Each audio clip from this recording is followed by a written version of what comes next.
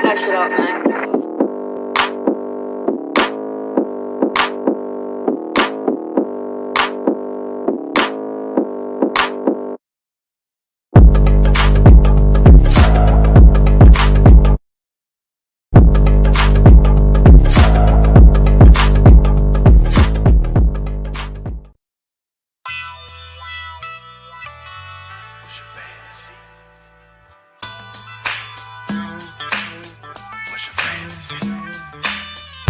Keepin' it fantasy, what's your football fantasy? Keepin' it fantasy, what's your football fantasy? Keepin' it fantasy, what's your football fantasy? What's your fantasy? Keepin' it fantasy, what's your football fantasy? You come home after a long day, you need football in your life the TTNL way. You tap on your phone after fantasy play. Pause, not like that before you take it the wrong way. You have an idea what players to draft. Then tap on a beer like genuine draft. Study all the players, look close at the stats. A QB first, then a top running back. First you hear cool Kennedy audio, then on your screen you see Jackle, Ivan, and Claudio. It's a take, never lies production. They keep it fantasy with Ivan's porno production. Keepin' it fantasy, what's your football fantasy? Keepin' it fantasy, what's your football fantasy? Keepin' it fantasy, what's your football fantasy? What's your fantasy? Keepin' it fantasy, it's a football fantasy.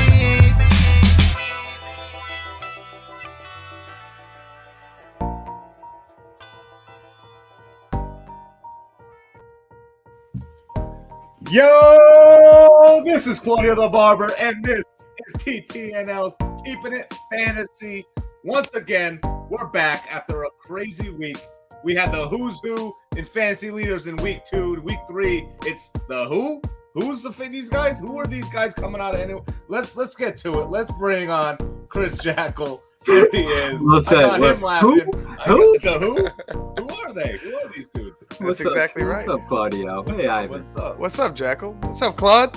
Yeah, no, Claude, you said it perfect, man. Who the hell are these guys that are coming out of the woodwork that we had to go ahead and pick up off the waiver wire? I mean, it's gonna be fun this week. It's gonna be interesting. A lot of names going around. Guys, welcome to Keepin' It Fantasy. I'm Ivan Vargas. You got Chris Jackal and of course Claudio the Barber. Wild week in fantasy, man. I want to shout out Rashad Cool Kennedy because he put in our group chat, our producers chat, that it's like a crapshoot, and it is a dice game out there. It's a huge dice game out there, week to week in fantasy. It's another week where you had some studs that you don't even know, and you had some duds that you definitely know, and definitely didn't want to have a shitty week. I know a couple of guys for sure. Let's just go ahead and jump right into it. The recap, studs and duds. Claudio, why don't you start first? Who are your studs and who are your duds for this week? Well, we'll start with a big dud who's been a dud all year, and I have him in a couple leagues. Russell Wilson. I mean, this dude, it's a new team. It's a new offense. I understand all that, but, I mean, he's got some weapons there. I don't know what's going on. I mean, the dude had like 9 fantasy points this week, 20 completions, 184 yards. 6 rushes. I mean, he's not even getting really many yards on the ground. It's rough over there in Denver, and I don't know if it's going to get any better. So you got to make some decisions if you got Russell Wilson. Shit, and they're 2-1. It's kind of fucking scary to think they're 2-1 with how bad he's been. He's been awful. Yeah, kind of similar to Chicago. Yeah. Seriously, bad quarterback play, but running backs dictate what's going on in Denver right now, kind of like what's going on in Chicago. But no, yeah, Russell's been awful, man. Yeah. Did you guys watch that game? I did. It was bad. Yeah. 9.1 fantasy points last week. Yeah. Terrible game by the Broncos. Terrible game by Russell Wilson. Hard to watch. Not a Sunday night football game I wanted to watch. I sat there. I kind of was nodded in and out, but Russell Wilson and the Broncos need to step up. Chris, who is your dud? So I kind of like this one, but I'm going to say the Green Bay running backs. I thought they coming into week 3 after how, things kind of went in week 2 for them. Both of those guys did not hit 6 fantasy points. So between the two of them, they were I think they were actually just under like 13 points. So that'd be Aaron Jones and AJ Dillon. Those are my 2 duds. I was pretty pretty shocked actually after how Aaron Jones ran against Chicago in week 2. I thought week 3 he was going to come out and he just kind of, shit the bed. He had 36 receiving yards and 11 rushing yards on the day. You'd think that AJ Dillon would be the guy that would pick it up on the other side, but he definitely did not. I think he had a worse day. And so, yeah, he had just total 38 yards from the line of scrimmage. So he was just shitty all around. So for me, those are my 2 duds. And it's nice to say that because they're fucking Packers. So fuck those guys anyway, but whatever. What about you, Ivan? Oh, you're on mute. Oh. You're on mute, bro. On mute. My dud for the week is going to be a little surprising. One of the superstars, Pat Mahomes. Pat Mahomes had a bad week, and I don't know what to chalk it up to because if you look at the stats, and obviously, we say stats are for losers here on this network, but if you do look at the stats, not in fantasy, not in fantasy though. If you do look at the stats, they look decent. Like if it was Davis Mills, for instance, having those stats, you'd be like, oh man, Davis Mills had a decent day. But Pat Mahomes putting up 18 points in fantasy, not a good thing. Yeah, and 12th, he had 12th in quarterbacks. 12th in quarterbacks through the game losing interception going down. So it was a rough week for Pat Mahomes. He's going to be my dud of the week. My stud of the week, though, is Lamar Jackson, man. He just continues to put up points, continues to just rule the fantasy world as far as points go. 40 points last week. What he had 40 points. Is it back-to-back weeks that he had over 40 points? Just a fucking monster. He wants that bag. He wants that bag. He wants that bag. He wants to get it.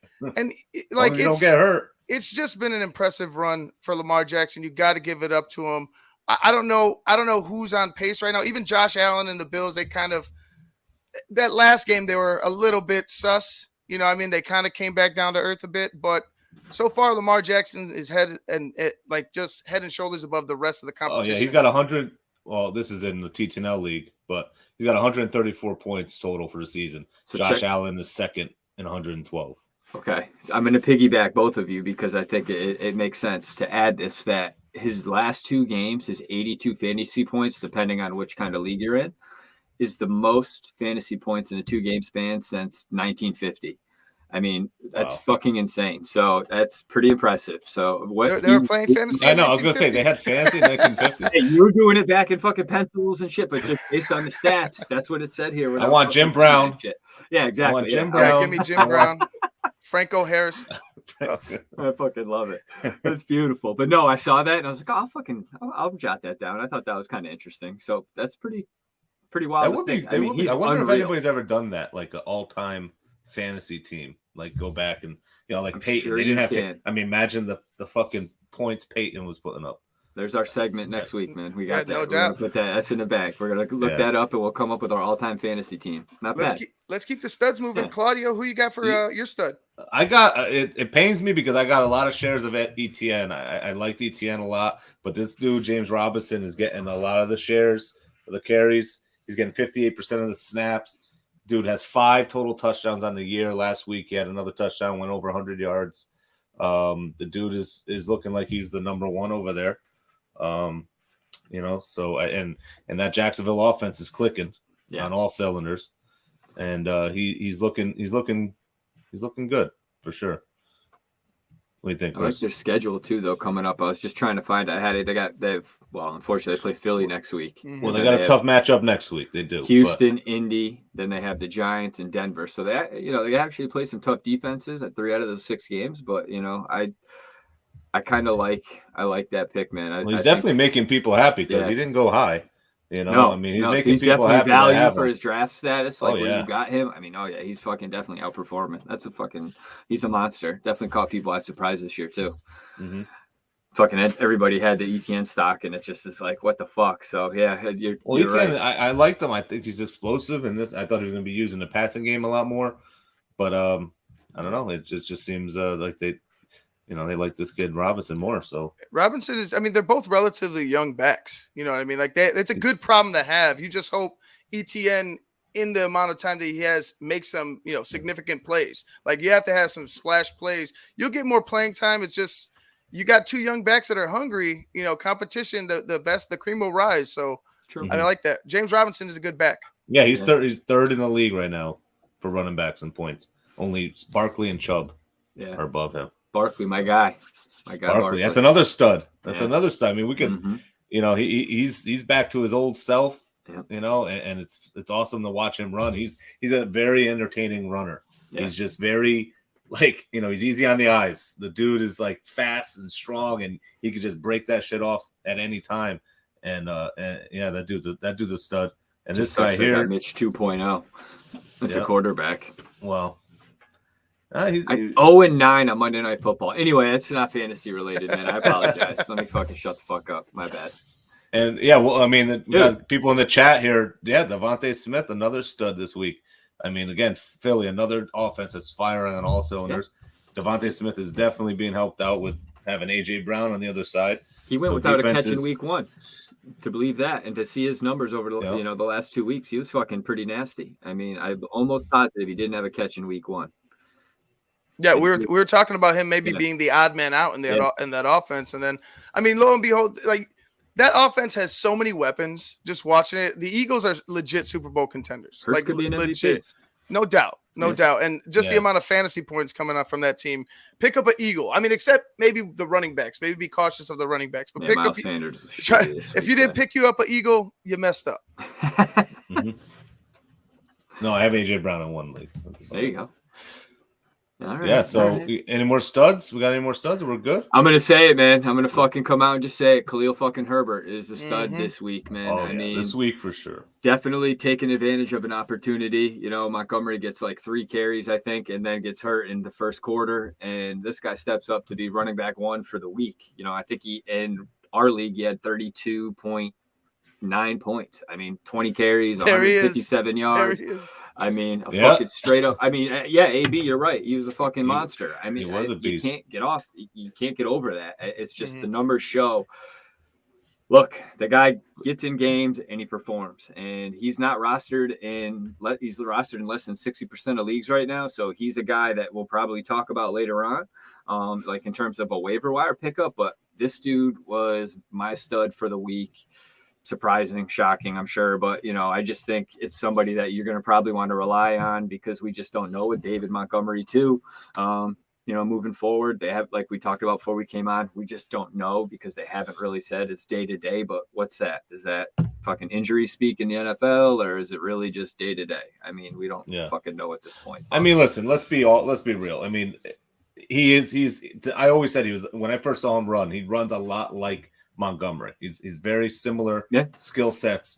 But I think if Monty doesn't get hurt, Monty does that or even better. You're absolutely right. Because he's going to be able to hit the same holes. He's going to have the same power. He's going to have the same quickness. So I love Khalil Herbert. Don't get me wrong. And obviously, if Monty's out and it comes out where he's going to be out for weeks, you're going to want him on your team. You're going to want to start him.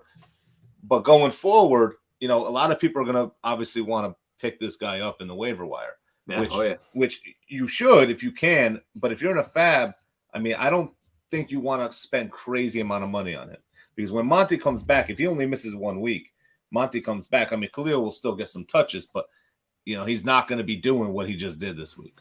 Yeah, I just think it's a good pickup. I think he's going to be a good pickup. You're right. You don't want to spend all your fab on him, but there will be one guy in the league that's going to overpay, I think, anyway, with a guy like this in a situation like this. But with Montgomery, I mean, unfortunately, track record for him is, he does get nicked up as the season goes on. And Herbert has, I mean, even just for last year, for sake of conversation, stepped up and performed. So if he is out, or if this is an injury that lingers on, or Herbert plays well enough in this situation and he eats into some of Montgomery's touches, it just means more, a little less for Montgomery and more for Herbert. I mean, I think it's a win-win because Herbert was performing decent when Montgomery was. Oh, it's a win-win for sure. Yeah. I think they both could have went over 100. That's how bad. I mean, our run defense is still better. Not that good. And the Bears offense is the worst in the league, averaging 265 total yards. I think that's great, right? Right, so that's amazing. It's all rushing yards. So I think they could have both went over 100. They're that bad. I mean, we're no better, but the Texans are that bad. Lack of talent, lack of discipline. There was a lot of missed tackles on the field for them. Just like there was a little bit of struggle for us with the running game as well. Moving on, I wanted to go ahead and let Jackal bring this up, but there's a couple guys that he had listed for us, and one of them being Trevor Lawrence, and then the other one being, well, actually we pretty much talked about Khalil Herbert. He was going to be my other one, but anyway, one of them being Trevor Lawrence, and just seeing where he stands right now as a fantasy player, right? Like how the Jacksonville Jaguars have been performing. They've been performing pretty well. He looks pretty decent. He looks like he's made strides from year 1 to year 2. I mean, coaching staff obviously has been a huge impact for him. But just the immediate impact, like his ability to go ahead and find open receivers. He obviously has a connection with Christian Kirk right now. Yeah.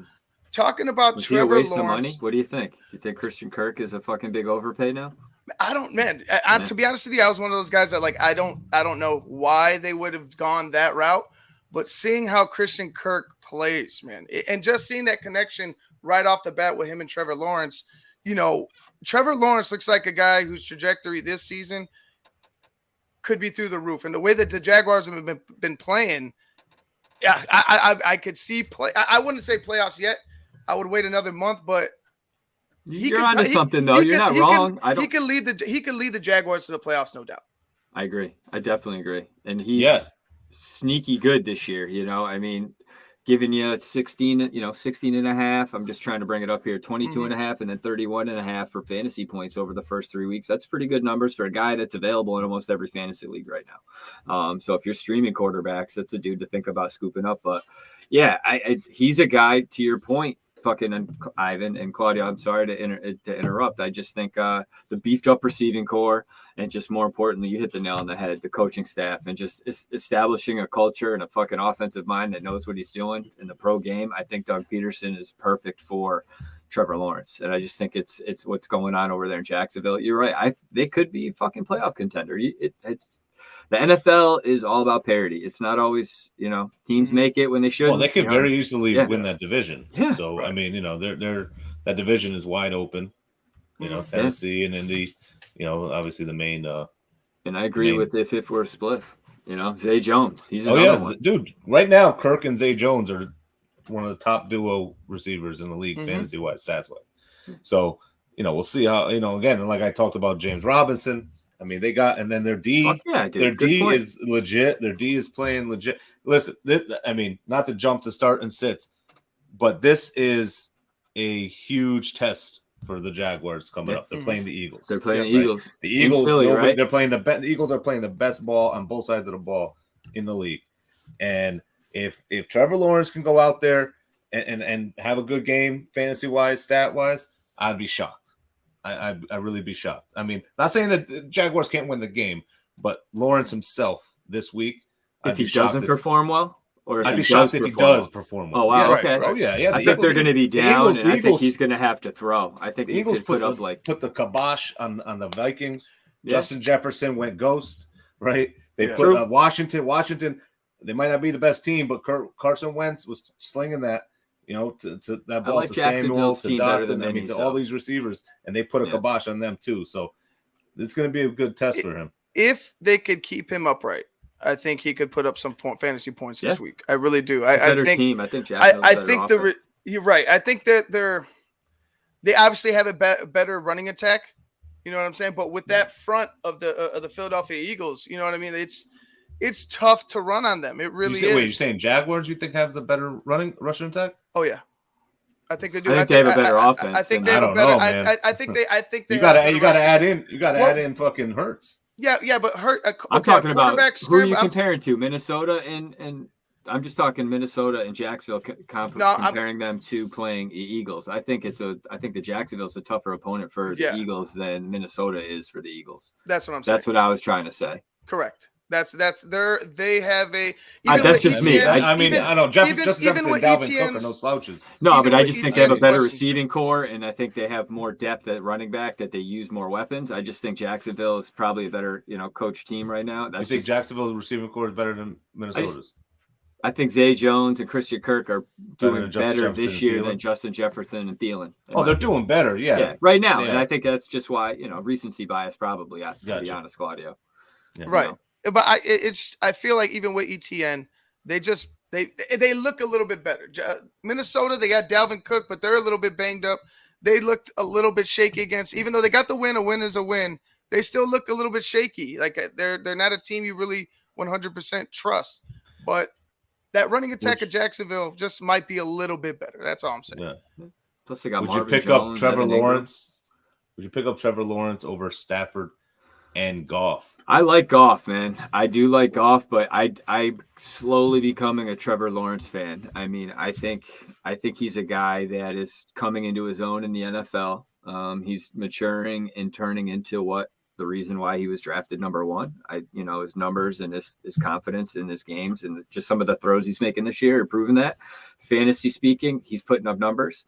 I think Stafford, I don't know. I like Goff though. I think Detroit's sneaky good also with the weapons they have there, the dual-headed monster. But now that Swift is hurt, but you got Jamal Williams. I don't know. What do you guys think? I'm didn't really give an answer. I'd say instead of saying I'm in, loving Lawrence right now. Yeah. Well, I mean, I don't know if he's talking about picking them up, for this week or just picking them up. Streaming them or just streaming them. or just. Like, I mean, if you're this week, like I said, I don't think you should start Lawrence this week. My personal opinion. Okay. I mean, I think there's, unless he's the only guy you got, obviously. But if you got somebody else that has better matchup, I would go with him. But if you're saying you want to pick him up and put him on your team for the long term, then Stafford and Goff, yeah, I think that's probably okay. That'd be the best. My opinion. Hey, let me ask you guys a question about speaking of quarterbacks. That I saw it in the chat regarding Mac Jones. You and I are up here in New England, Claudio. Have you heard anything outside of like he may need surgery? And they were talking going to be out a while. Yeah, I was just watching NFL Network. They're talking about that tightrope surgery right? Yeah. And how long is he's gonna? They're saying that if he does that, I mean, it'll probably be like 4-6 weeks or something. Okay. I saw that in the chat, so I just wanted to fucking bring that up and answer that question. Honestly, though, is there any fantasy relevance on Patriots except for Stevenson? Jacoby Myers starting any of those? Harris is Stevenson's a guy over there. Yeah, that's the only guy there. Stevenson's the only guy you should have in New England right now. Yeah, the shares have gone up every week. Geno Smith, if you really need a tight end or something especially with Hoyer being the quarterback, somebody's got to get dump off passes. It's got to be maybe Hunter Henry and Geno Smith and these double tight end sets that they're probably gonna have to run to keep this guy alive. I don't know. Yeah, who knows? It's not gonna look pretty. Go get Ryan Fitzpatrick. Bring him in. Fucking have him sling the rock. Let's go. It's not gonna look pretty. I don't know where they go. They have some playmakers. I mean, they were making plays. I wouldn't call them playmakers. They were making plays. Like Aguilar can make a play if you put it there. It's gonna be a struggle without Mac Jones. I don't see Hoyer putting up anything else, but. Like I said, fans but shitty numbers. Just scrambling around. Maybe some rushing numbers. Do this all day long. This comment, if you can get Zay Jones for Mooney, fucking do that in a heartbeat. The Bears are not going to throw the ball all year long. Claudio don't like that. No. Listen, not because Mooney's my boy. I just don't see our offense and Mooney doing this all year.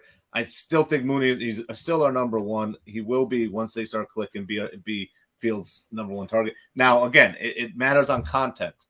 Context with this. So if you have to, it means Zay Jones is obviously lighting it up. And if your receivers are weak and you can pick up Zay Jones or not weak, your receivers are very good, and Mooney is the low man in your receivers, then I guess drop him. You got buys coming up too. You got to remember that. We're coming into buy season. Yeah. I think week 5 is it week 5 or 6 when buys start? How many times does it happen? How many times does it happen where you drop a guy after the first 3 weeks because they are shit in the bed, and then a couple weeks later somebody else picks them up and now they go off. I mean, he's still the number one on a football on our team. So, my opinion, I see why people would do it because he's done nothing. But there was a bear that I dropped years ago that I'll never forget. It was when Jordan Howard was just gone, and Langford, I forget who it was. He was Jeremy Langford. And he came in for like a 3-week spell, and he was just like pretty nasty. And I started him 1 week, and I traded him I ended up trading him, and then my buddy dropped him, and I needed a waiver wire. Like after he sucked, I'm like, he's gonna come back, and I picked him. I wasted a fucking way. It was just that just brings it back. Shit happens. Awful fucking memory. But anyway, hey, and some injuries. Fucking Dak Prescott may be back next week. Is there any fucking truth to those fucking rumors? He said that the Rams was more likely. Like Okay. maybe Yeah, not week next 5. week. They're saying week Week 5. 5 is probably more likely. It makes sense if he's healthy, obviously, but it also makes sense for a big time audience during that game with Dak coming back. You're playing against the Rams, so I would Jerry imagine. Jones? Yeah. Did you hear Jerry Jones? What he said? What do you say? Jerry Jones like, well, it'd be something if there was a quarterback controversy in Dallas, something like that. Cooper Kush, guy's balling out. Cooper Rush. Cooper Kush. I don't think so. You don't.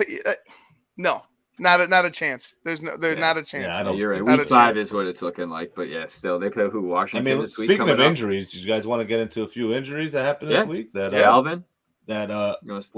What's that? You want to Dalvin start? Cook, No, you course. start. Go ahead. I'm sorry. No, that's fine. I mean, we can start with Dalvin Cook. Obviously, that's huge. I think that they're saying at least he's week by week or something. So Yeah. right. So AC sprain obviously, or whatever. Alexander Madison's a guy that you obviously like need every to year, get. right? Isn't he always like somebody's Yeah. got him on their bench? Someone 'cause probably they know has that him. Right.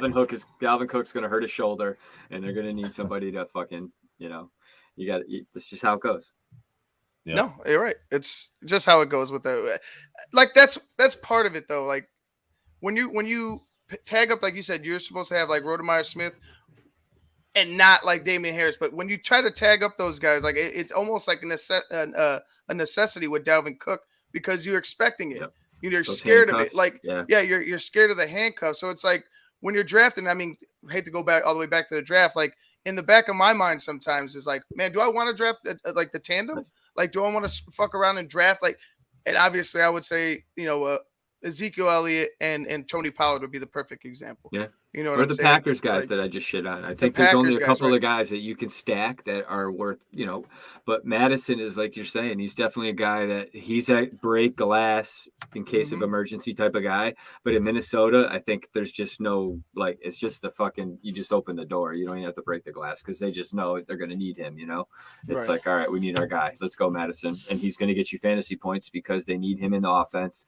And his role is perfect for what he, for how he plays it. And he steps in, but they don't miss a beat.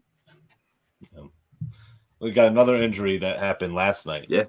Which was horrible to see. I don't know if you guys man. saw this.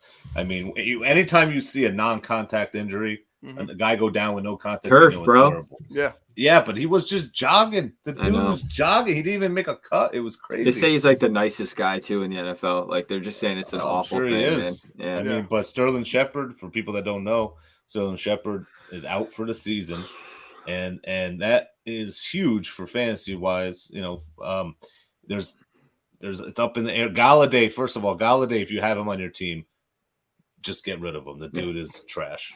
I think the Giants are going to try to get rid of him too because Yeah. he is straight up robbing those Oh. motherfuckers, bro. Oh, yeah. Like he is stealing money from them right now. I mean, How I crazy is personally that? think the Bears offered him fucking big money. Yeah. They did. I think there's a rift between him and the coaching.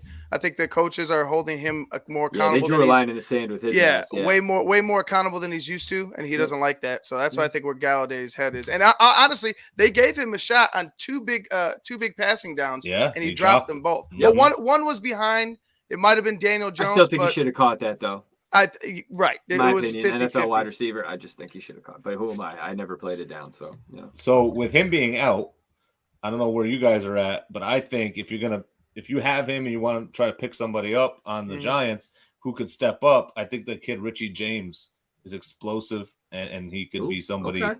Yeah, I think that could be You're somebody. If learning, you had Claudio. Shepard and you're looking for somebody to pick up, this kid, he showed some flashes last night He of did. his speed and his quickness and he had What were his numbers, Claudio? Do you have? he had 4 receptions, 36 receiving yards, 74% snap percentage, meaning he's out there. Yeah, running routes. Yeah, that's good. Yeah. That's a good Yeah. sign for next week, especially with that injury. You're absolutely right, Claudio. That's a good fucking pick, man. I bet you he's rostered in like 1% of the fucking leagues, In our thing, he's rostered 7%. Yeah.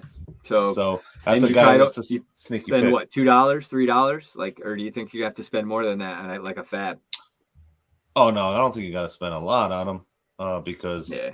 he hasn't done anything yet. Yeah. So he's kind of an Okay. unknown, and it's not like that's the most prolific passing game. But for if you have Shepard, obviously you want to try to pick somebody Okay. up. But I like that. I think anybody, if you've got a roster spot for him, you want to pick him up, he might do something. You never know. That's a good little call, Claudio. I like I that. like that little fucking nugget.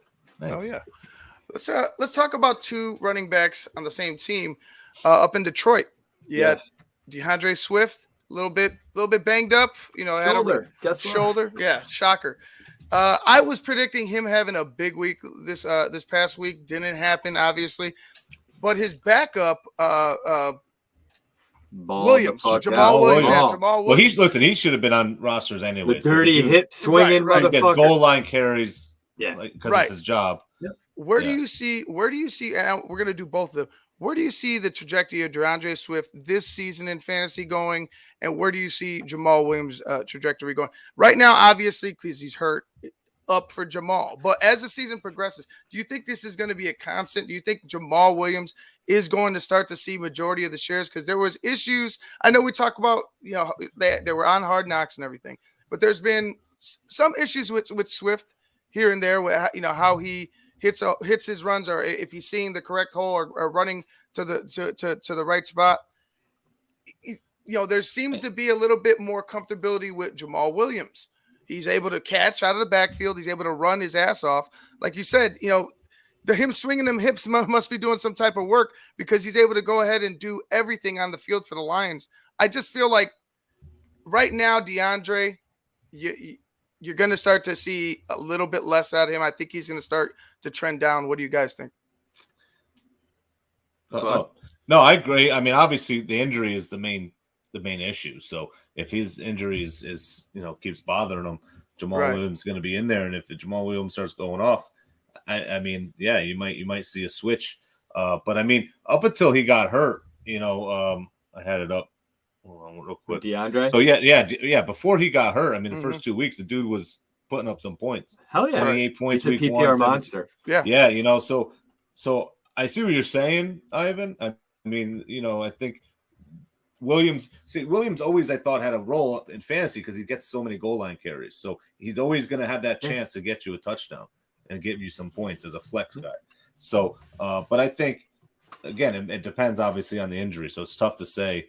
But hypothetically, if DeAndre Swift misses 1 week and comes back in 2 weeks, I mean, I still think it's going to be Swift's team, be RB1. I think Williams has a role in that offense, regardless if Swift is hurt or not. Yeah. To your point, Claudio, right? Like, I mean, he had almost 17 points in week 1, and he had 8 points in week 2, and then fucking week 3, he had almost 25. So, with Swift getting hurt, he's definitely going to be that plug and play guy for Detroit.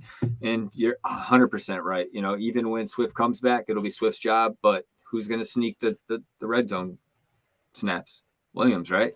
Like, he's going to be that guy. But if Swift is out for an extended period of time, say that 5 times fast, in 23 games, he has been afforded the opportunity to get at least 15 touches. So in those 23 games, he's averaged, 19.5 touches, 96.5 total yards, and 16.6 fantasy points. So there's, that's pretty solid when he gets that opportunity.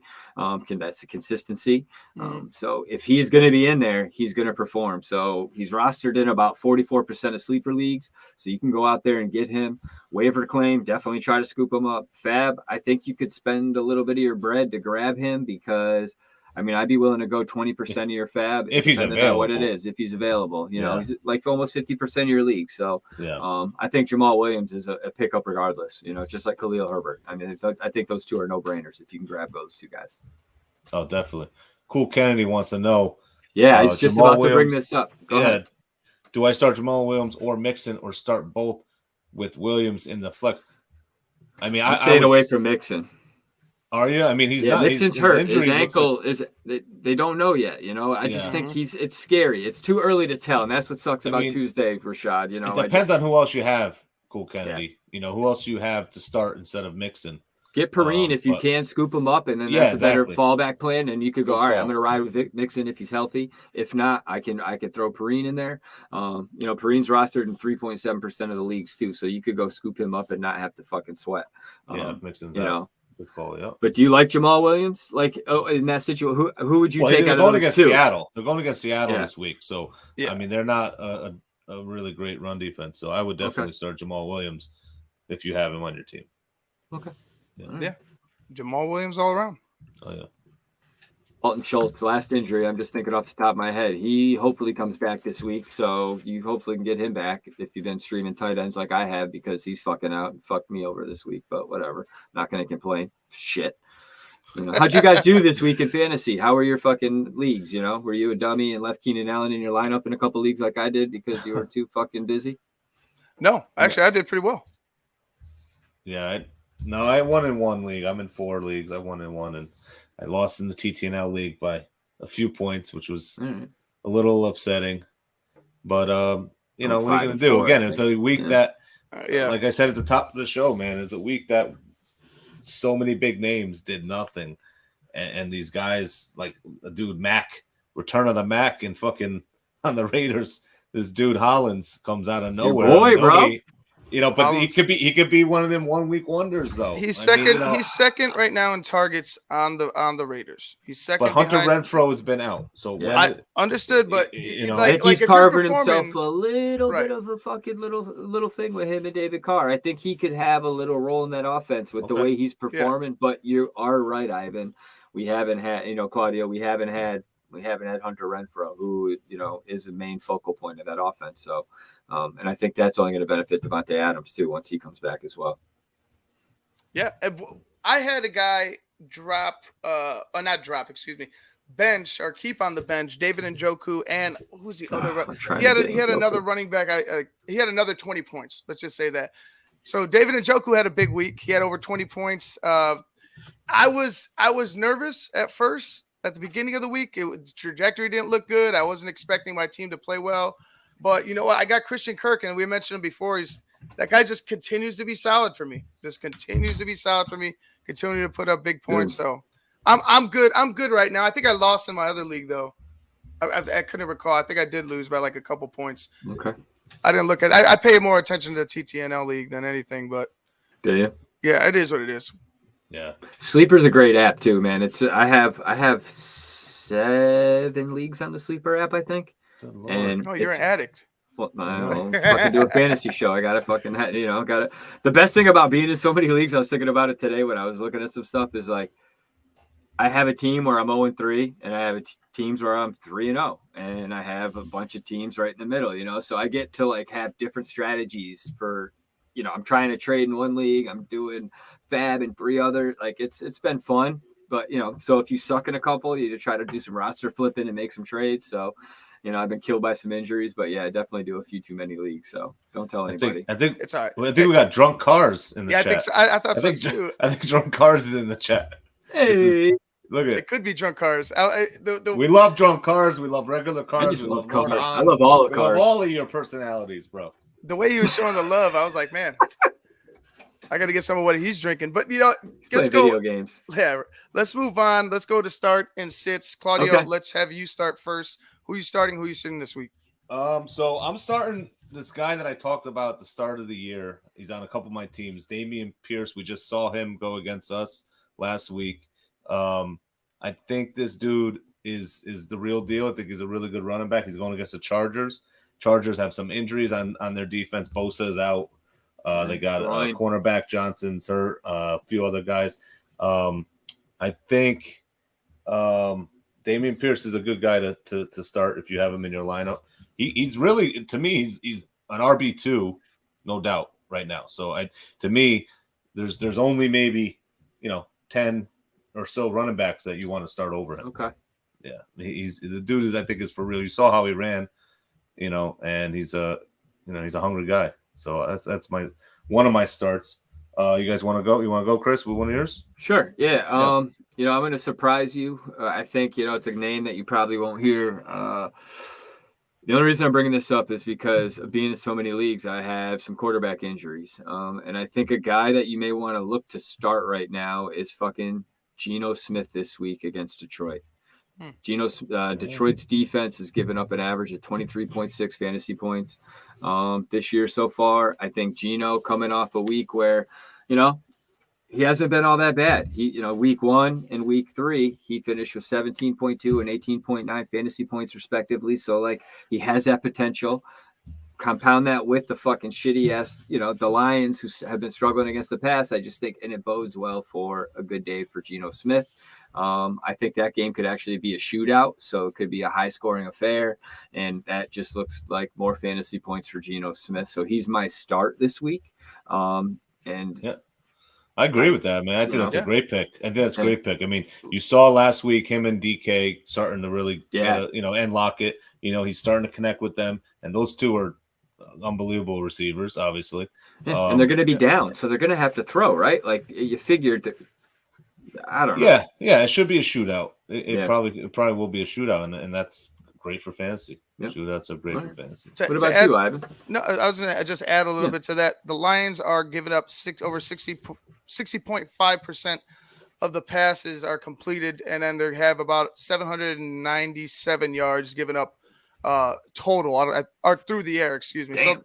So they're getting that might be the total. Wait, let me scroll back up. No, that's passing. So they're giving up over 700 yards passing, almost 800 yards passing so far this season. So that's a good pick. I'm gonna go with CeeDee Lamb of the Dallas Cowboys. I like this Dallas Cowboys. Like I don't really see that fucking catch, bro. I don't like you can start Dallas CeeDee with shit. confidence right now. Right, I think right. you're right. Yeah. Well, I think if you got him on your team, you got to obviously. Right. Right? I don't like the Dallas Cowboys like that, but I like the underdog Cooper Rush. I like that whole vibe he's giving off. I mean, that it's like we said, it's Dak's team, but I think Cooper Rush has been showing enough that he could get the ball to his wide receivers. Obviously, CeeDee Lamb's going to be a big part of that. He could have had a lot more yards and possibly a touchdown, another touchdown, or did he have? He had a touchdown this past. Who's that? Monday night. CeeDee Lamb. He had 87 yards. Dude, he had that one hander. 87 yards and a touchdown. He could have had 2 touchdowns. He had dropped the one, the big play before I think Saquon ran, or not Saquon, before Tony Pollard ran a big run. Who looks but great. I think him against the Commanders this week is going to be big. The Commanders aren't they're not horrible, but they give up a lot of yards through the air. They're big plays all over the field on defense. They give up a lot of big plays. So I think CeeDee Lamb is definitely going to find his way behind the defense and get some big plays this week. I'm going to go with CeeDee Lamb to start. To sit, guys that I want to sit. Or actually, no, I got another one. Excuse me. Austin Eckler against the Texans. Obviously, the Texans suck at stopping the run. Yeah. Sitting. I'm going to go with a guy that everybody's really high up on, and I know there's a question here. I'm going to go with sitting J.K. Dobbins. I like the fact that he's back. If you picked him up or if you've been, you were holding on or whatever, good for you. I'm not going to start him against the Buffalo Bills. The Buffalo Bills are not giving up a lot on the ground as far as the rushing attack is concerned. I believe let me go ahead and pull the stat up. They're second in the league. They're only giving up 173 yards. Yards per carry, 2.8. You got 3 touchdowns on them, but they're really not giving you much when it comes to the ground game. So I'm going to go ahead and sit J.K. Dobbins this week against the Bills. Yeah, that answers part of this question here. Yep. Right? So he wants to know between Carter, Dobbins, and Dillon, who does he start for the flex? I agree with you. Dobbins is not I'd go the guy A.J. Dillon against New England. Yeah, I would definitely go A.J. Dillon all day long. Yeah. They're going to run the ball. They're going to be up against them, and they're just going to hand the ball off to Dillon for the second half, who's probably going to rush for 150 yards in the second half. Yeah. He's just going to beat the fuck out of those dudes. Just wear down the defense. Yeah. Yep. Claude, you got another one? Yeah, well, actually, I wanted to jump. I had another start that I wanted go ahead, dude. talk about. Seriously, I got a couple. Go ahead. Everything up. He's a start and he's a waiver wire pickup, I would think, because let's go. let me just see real quick. His I got you. Yeah. So he's only Russell Gage. He's only on roster at about 48%, right? So he might be out there. Russell Gage for the Buccaneers last week looked like Brady really had a connection with this dude. He had 12 receptions, 87 yards, and a touchdown. Good call, let's see. I think if anybody's watched football in the past 20 years, when Brady likes you, he's gonna fucking throw you the ball, right? Trust is huge with him, man. Yes. So he trusts this dude. He made big catches for him. Evans might be coming back, but Godwin's still out. So I think Russell Gage is a start this week against the Chiefs, who don't like to stop the pass as much as other teams. Yep. He had 13 targets. Like I said, he had 12 catches. So Russell Gage is a dude you want to start and pick up if he's available. Nice. Yeah, Okay. I like it. Chris, you got anything else? I got a couple of them. I'm gonna just say gonna circle back to Jamal Williams. If you have him or can get him, start him. I think they're, like we said, they're playing against Seattle. I think that game is gonna be I just see it being a higher scoring game. I could see like a 35-28 game where both teams are scoring touchdowns, and I think Jamal Williams could end up with 2 of them. So if you can start him, I would, especially with kind of where things are going on with injuries and just depending if you went wide receiver heavy and you're low, you went 0 RB on your draft. So he's a guy. But in the same token, a guy that I'm going to sit this week is Josh Jacobs against Denver. I just think with what's going on in that offense, 0-3, they're still trying to figure things out, and it just is not a recipe for success after going 0-3, trying to figure things out. And you got Denver coming to town with that defense. Granted, Mr. Unlimited sucks throwing the ball for fucking Denver, but their defense could fucking play some ball. They won me a fucking game this week. I was down 16 points, and their defense got me 23, and I ended up getting a W for the week. So I owe Denver big on that. So I'm kind of high on Denver's D, and I just think that's going to hurt Josh Jacobs' production this week, and I think he's a sit this week for me. All right, Nice. that sounds Nice. sounds good. Well, sounds bad for him, but sounds good. Sounds good for you You're guys. good. Take that information. I want to talk about a guy that it's another sit for me, but I kind of want to expand on. I want to let you guys talk about him too. A-Rob, Allen Robinson. No. Sit Allen Robinson against the San Francisco 49ers. I would say sit and trade. Try to trade him away. I am quickly losing For a bag of balls. I whatever was you thinking, can get. Yep. I was thinking he was going to get a lot of targets. I'm just not thinking he's going to be that much of a factor. Maybe I'm wrong. Maybe it's some growing pains that has to, they have to fight through as an offense. But he has not looked good. Rashad pointed it out at the beginning of the season. That first game against Buffalo, he was not getting any type of separation. He wasn't getting any separation. He didn't look fast. He didn't look comfortable, and the trend is kind of continued. They tried to force him, in that second game, they tried to force him the ball a little bit, but it's just the trend has continued. I'm not high on him at all this week or this year for right now until he proves it for multiple weeks. I'm off Allen Robinson. Yeah, I agree. I mean, I was watching some show where they were talking about him, and they made a perfect analogy or perfect statement about him. He looks disinterested. He doesn't look interested. Like he doesn't look like he did on the when he was on the Bears last year. He was running routes short. He was not going 100%. Like the dude is doing the same thing right now. I mean, you might see some other receivers stepping up and getting more playing time over him because he's their fourth option, dude. Ben Rowan Neck, whatever his name is fucking higher on the depth chart than he is right now. He's like wide receiver 4 for that team. That guy's a bum, dude. Yeah. Sorry. No, that's a good. Yeah, that's a good. Definitely good sit. I mean, I got a sit that I'll do a little sit and a waiver wire pickup all together. Ooh, multitasking, Claudio. I like it. Getting crazy here. I'm drunk. I'm like drunk cars. Clyde Edwards Hilaire. Clyde Edwards Hilaire. CEH. I Whatever like you want him. to call him. CHE. Yeah, I mean, a lot of people drafted him CEH. obviously as thinking he was going to be the number 1 over there, but I would sit him this week for sure. I mean, going against the Bucks, they're 5th against the run, so it's just not a good matchup anyways, right? The dude had 7 rushes for 0 yards last week, just not good for a number 1 running back. But I would try to pick up Jerick McKinnon. Okay, Jerick McKinnon I think will become the RB1 over there. I think Jerick McKinnon is getting what? Yeah. Okay. Oh yeah. Okay. Yeah. Oh okay. yeah. Oh yeah. All Dude, right. he's had the most running back snaps in the scaring last me, 2 man. weeks.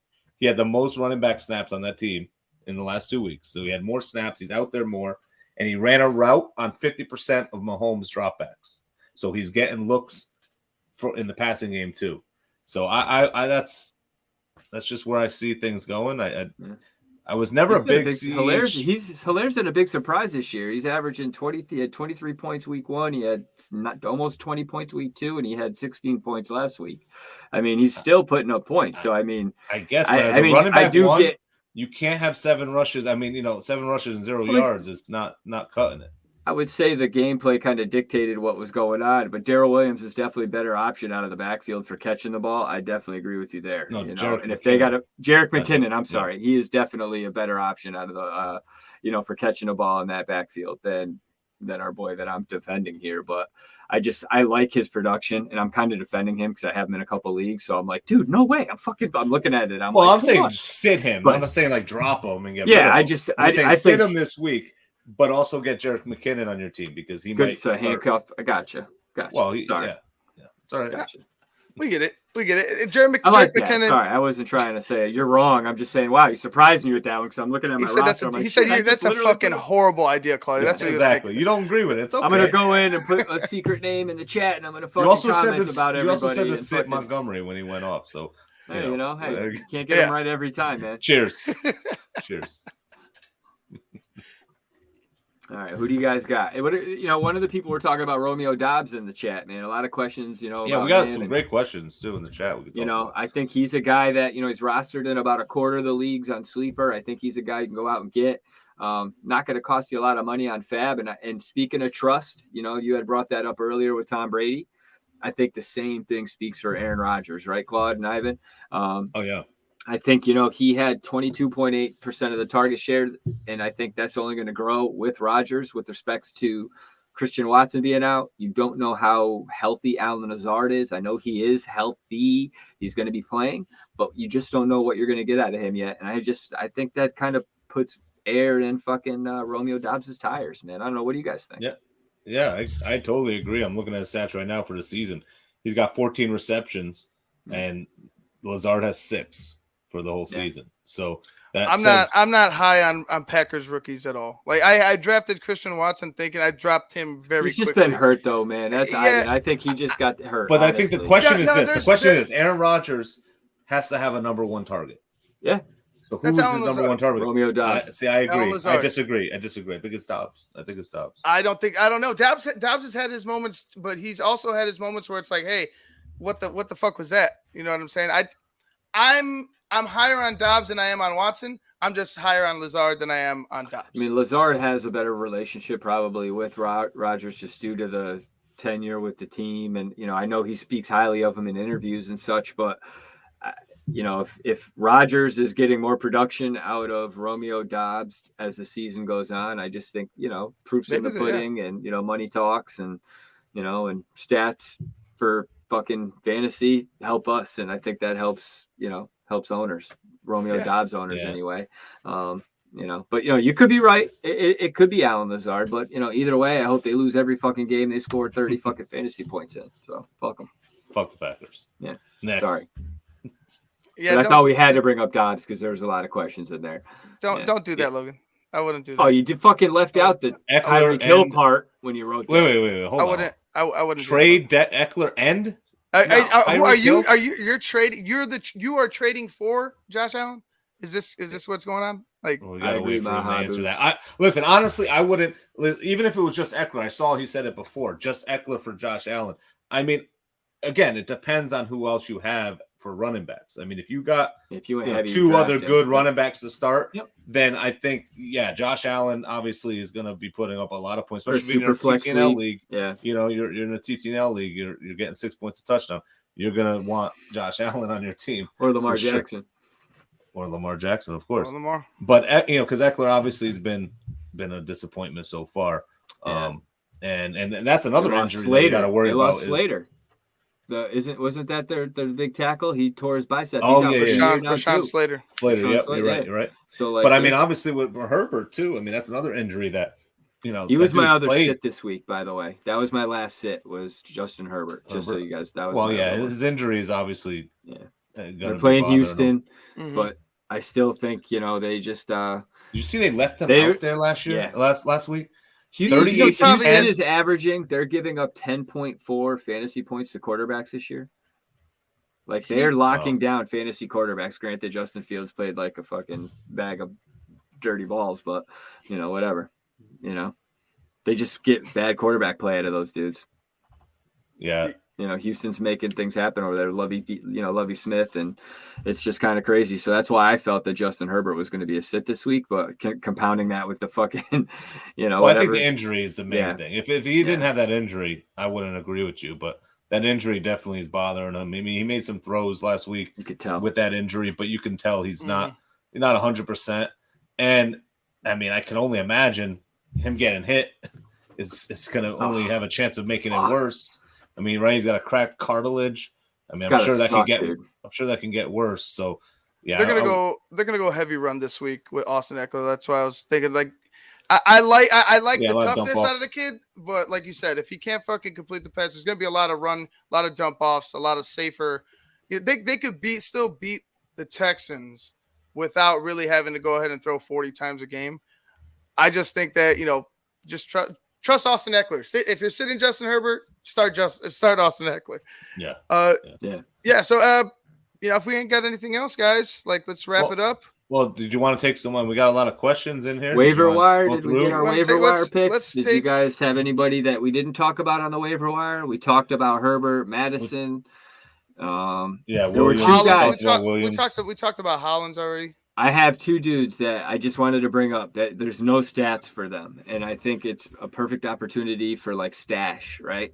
And so the one guy is a quarterback. The other dude's a running back. So quarterback is if you can go and you have the roster spot or the affordability to go out and pick up Kenny Pickett, I think now is the time to get ahead of the curve and go grab him. I think he's going to be starting soon, sooner than later.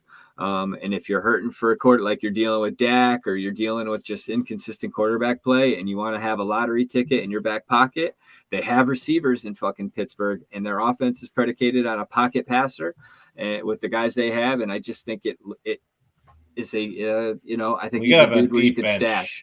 Stash. If you have a deep bench, I guess you want to stash him.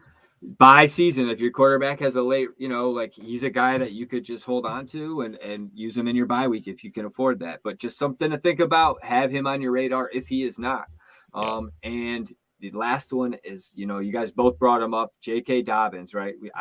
He's a guy that I'm not too high on. I don't think he's 100% back from that injury. And the guy that's coming back from an injury that I think is going to probably get some snaps because he looked awesome before he got hurt was Gus Edwards. I think he's a guy who's coming off the PUP list. Nobody has him. I mean, he's rostered in some leagues, but he's another one that you could stash him. He's supposed to be coming off PUP this week and start practicing, but that's a guy to look out for. Just two dudes, in my opinion, to put on your radar, stash, or just if you may have to put in a waiver claim or spend any money on him right now. You could probably just wait till tomorrow morning and pick him up. So just something to think about. Yeah, I wouldn't drop J.K. Dobbins if you had him. It's just I don't think I would do that mile high, but I just think it's something to think about. I think Gus Edwards is a guy that he looked great before he got hurt last year, and I really think he's somebody that if he is healthy, they need somebody to kind of help out Lamar Jackson too, because that dude's going to end up getting hurt with having to run the ball as much as he's been running the ball. But what do you do with Alvin? Do you cut him? He hasn't been shit this year. The Saints I try to trade him, get him for something you need. I mean, because what's he got 100 yards on the year? I think I read 100 yards on in 3 games. 100 yards on the year. Yeah, I would try to trade him for sure. Try to just on name recognition, maybe somebody would be like, "Oh yeah, he's gonna bounce back. He's gonna bounce back." Yeah, and try to sell. Get someone to just buy. So, a couple waiver wire guys that I want to talk about real quick are tight ends because there's tight ends are very hard to come by these days. Bring it up, man. Speak on it, man. And Njoku fucking went off last week, right? This dude went off. He had I'm trying to get it up real quick. So he had 10 catches. Yeah. No, I'm sorry, 9 catches. He had 10 targets, 9 catches, 89 yards. I mean, the dude was just on fire. The guy is I've always liked him. I always 32% target share last night. Yeah, Sunday. Exactly. The dude Brissett was looking at him a lot. So that's a guy you definitely want to pick up for a tight end. And also Tyler Conklin for the Jets. The dude is I'm pretty sure he's leading the he's tight end 3 right now. He's tight end 3, I think, is what I read. And I mean his stats, he's had 7 targets. I'm sorry, tight end 9 in PPR. Yeah, 9 targets week 2, 8 targets week 3. He had 8 catches last week, 84 yards. I mean, the dude is, it's another for a tight end position this year that is very, very weak. There's not a lot of consistent guys. Kittle's There's not a been lot of guys. inconsistent. Mark Those are Andrews guys you want to try to been- pick up and put in your tight end spot. Yeah, and I think Conklin's definitely available. He's only rostered about 20% of the leagues, and to your point about Njoku, 51% rostered. So like, those are guys you can go out and get and like literally start right away and help your lineup and try to win some games. Because like I talked about last week, if you break up your fantasy season into the quarters, the first quarter's already over. You're going into your you're going into the second half or the second quarter of the season, and you got to try to win the next 3 games if you can. And like, I think these are guys like Claudio. Those are fucking 2 dudes that could definitely help you do that. I think those are great picks, man. Oh yeah, Yeah, definitely. And before the Herbert injury, I would say Everett as well. Everett was getting a lot of touches. He was looking really good out there running the football. So I would have said Everett too. Yeah, I agree. The tight end position has just been shockingly Ingram at the top, shockingly good. Yeah, we talked about it last week. Ingram, and I looked again this week. His stats his production or rostered percentage is still at 26%. I mean, I was like, dude, how's he not getting picked up, especially with the watered down tight end position right now? I'm just surprised. It's like, I don't know, but what do we know? We're just fucking, I think people with tight ends, a lot of people don't want to hold 2 tight ends, so they have a guy they drafted that they're holding on to. They want to keep him. They're like, oh no, Cole Kmet's gonna start getting passes, but sometimes you just gotta pull the trigger and make those moves. Start Hawkinson on Detroit. What's that? Speaking of tight ends, yeah. Hawkinson on Detroit or Smith on I would go with Hawkinson in Detroit. Yeah, in that game because it would probably be a shootout. Vikings are going to go up against the Saints. The Saints offense isn't shit, but the Saints defense still is pretty solid. So I would go with Hawkinson. I think you start McLaurin over Gabe Davis. I just think Gabe Davis is too touchdown dependent. But I think you're either way. You got Carson Wentz. Gabe Davis, I would. Yeah. Sorry. Go ahead. No, go ahead. No, I would go with Gabe Davis. Gabe Davis is getting a lot of been hurt percentage route running percentage and snap shares. The dude's out there, and if you're out there that much with Josh Allen, you're gonna get the ball's gonna come to you. So I mean, if his ankle's good, I agree. Yeah, he's just been hurt, and that's the problem. Oh yeah, of course. If you're asking another question, like speaking about the Bills and Gabe Davis and that receiving core, if you're looking for a guy and you're still like, hey man, maybe I need to just get me on one of these Buffalo Bills. Isaiah McKenzie, he's still out there. Yep. He's probably one, with Hollins, another waiver wire pickup. Yeah, Greg Dortch from Arizona. Those are some wide receivers that are getting some touches. So if you don't have a Gabe Davis, or if a Gabe Davis scares you because of that injury, and you don't have obviously McLaurin, look to pick up some of those guys to help you out. Also, a guy like Josh Palmer, speaking of injuries, Keenan Allen's back to practice this week, but still, he did well in absence of Keenan Allen. I think he's a guy that, rostered in just about 30% of the leagues in sleeper.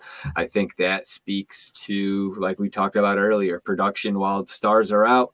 You end up making yourself a little bit of a seat at the table, if you will, for some more opportunities. And I think Palmer's definitely showing he deserves that, especially last week.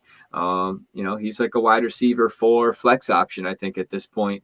Even with Allen, if you're, getting in those bye-week situations, I think he's a guy you could look to start. I talked about him, I think, week 1 or week 2 of the show. When Allen got hurt, he was your week 2. Yeah, he was. Yeah. That's it. And he's got a good rapport with Herbert, and let's just hope Herbert's all right. And those guys, those receivers will. It's tough to recommend these Chargers when we're talking with Herbert with the would you get the fucking needle from the guy that stabbed frickin' from the doctor's office that fucked up the other quarterback? Yeah, right. Like, I don't know. Sorry, that's just crazy. Injury Tyrod that Taylor. he has. Sam Perrine is a dude we talked about waiver wire. I'm just looking at the list here, man. Is there anybody that we haven't touched on? I want to just talk real quick. The tribe. I wanted to ask because it's a good question. I think start Mike Evans, Devonte Smith, or Olave. That's matchup based. It's matchup based. Yeah. So the Bucs are going against the Chiefs. Yep. Evans coming back from suspension. I think he might go off. I don't know how you guys feel. Yeah, he might go off for sure. And Devontae Olave Smith had a probably huge day, right? Olave has a huge day, and he's going against Minnesota, which is another good matchup. So me personally, I would go with Olave. Oh, really? Yeah. Okay, I thought you were going to go Devonta Smith there. I thought you were going to go with the Eagle train. No, I mean they're playing the Jaguars. I see the Olave Jaguars defense. Yeah. Jaguars defense is no joke. Yeah, and I just think Olave's these rookie receivers are out there doing their thing, and Olave's starting to progress every week, getting better and better, and he showed it last week, and he's going against a porous Minnesota defense. So out of those three, that's my personal opinion. What do you guys think? I like that. I mean, I would go with Olave. Myself. Smith is going to have a tough time. I think AJ Brown might have a better game than Smith. I think Olave consistently, week one up until now, it's just he's been getting better and better, more and more touches. Mm-hmm. They've been trusting him more. I know a lot of they're 2-1. Some of it's in garbage time a little bit, but not a whole lot. Like he's been able to make some plays and do some things for them when he's been targeted. So I would go with Chris Olave.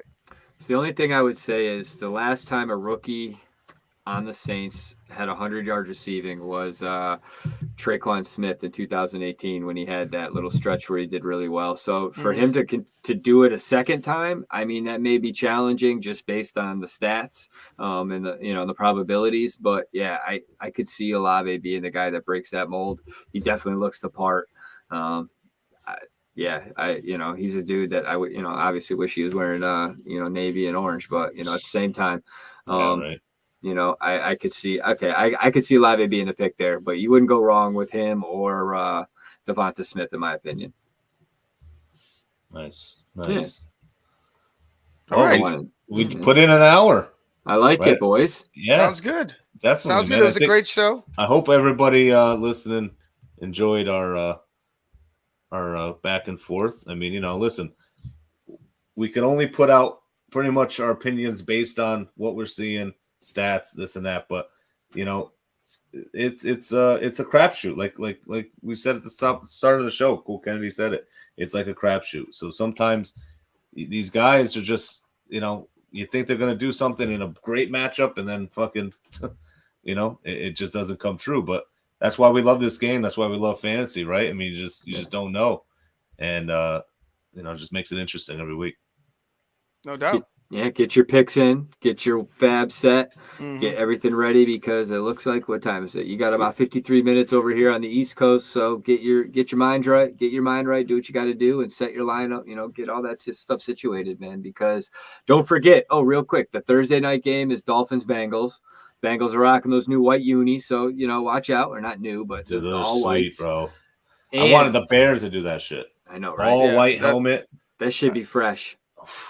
I would go with the orange helmet if it was an all white jersey.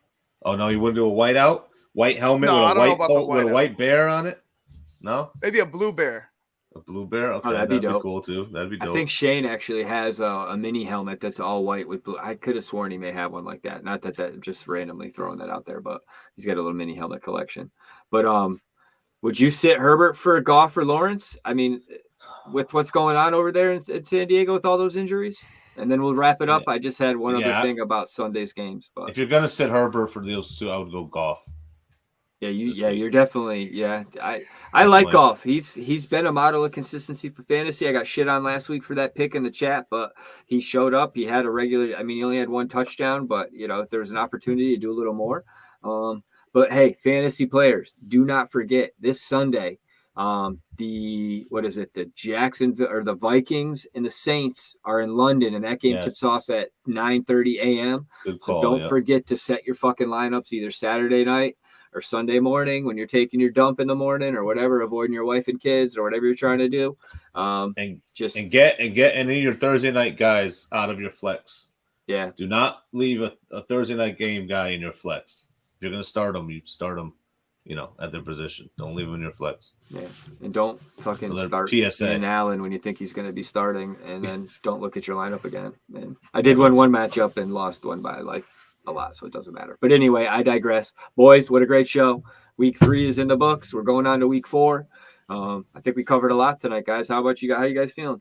Yeah, man. It was awesome. It was fun. Ivan, great job. We're Yeah, as all always. starting to have a little cohesion here, and it's fun. Yeah, appreciate everybody joining us tonight too. We had a Yeah. good group in the chat. Guys were keeping it, keeping it 100 in there, asking us questions. We appreciate that. Be a friend, tell a friend. If you got dudes in your fantasy leagues that think may be interested in the show, send them the fucking link. Let them know we're going live. We'll do a little bit better job of letting you know when we're going out there. But tomorrow night on Keeping It 100, we got defensive back Todd McMillan. I think we have a fucking stellar show set for the fans tomorrow night here on TTNL's Keeping It 100. A bunch of great guests lined up. We will announce them as we go.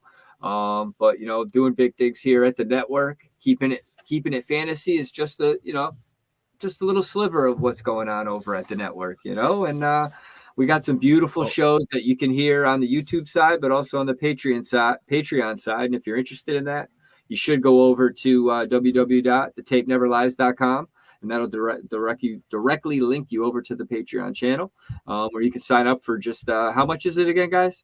It's only $7. I mean, that's like a cup of $7. coffee. It's like a cup of coffee at Starbucks now. It's 5 packages of blunt wraps. That's a Tuesday. That's about one logo. There you go. One logo. There you go. One logo where? One logo. I love it. Anyway, guys. Hey, beautiful show, boys. I guess we're signing off, Thanks gentlemen. for watching, guys. All right, guys. All right. For these two clowns, I'm Ivan Vargas. I love them. Peace. Yes. Peace. What's your fantasy? What's your fantasy? Keeping it fantasy. What's your football fantasy? What's your fantasy? Keeping it fantasy. What's your football fantasy? Keeping it fantasy. What's your football fantasy? What's your fantasy? Keeping it fantasy. What's your football fantasy? You come home after a long day. You need football in your life the TTNL way. You tap on your phone at the fantasy play. Pause, not like that before you take it the wrong way. You have an idea what players to draft. Then tap on a beer like genuine draft. Study all the players, look close at the stats. A QB first, then a top running back. First you hear Cool Kennedy audio. Then on your screen you see Jackle, Ivan, and Claudio. It's a Tape Never Lies production. They keep it fantasy with Ivan's porno production. Keeping it fantasy, what's your football fantasy? Keeping it